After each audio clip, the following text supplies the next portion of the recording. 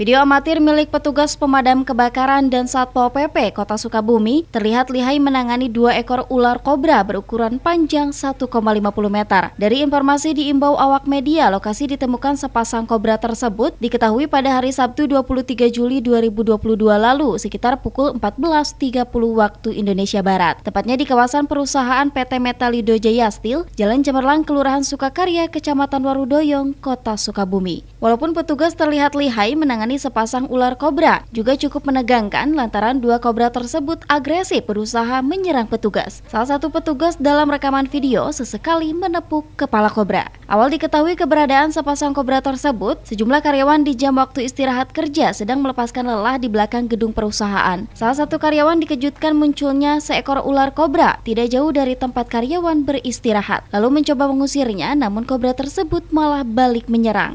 Setelah diamati dan ditelusuri asal munculnya ular kobra, para pekerja menemukan sarangnya. Ternyata ada seekor kobra lain yang tengah mengerami telurnya dengan jumlah cukup banyak di tumpukan puing limbah bangunan bekas. Sementara itu, petugas Satpol PP dan Damkar Kota Sukabumi terima laporan keberadaan sepasang ular kobra, langsung menuju ke lokasi untuk melakukan penanganan sepasang kobra tersebut. Setelah dievakuasi, kobra tersebut lalu dibawa jauh dari masyarakat oleh petugas yang nantinya akan dilepas ke habitatnya. Dari Kota Sukabumi, Iqbal Bakar melaporkan untuk Dinamika.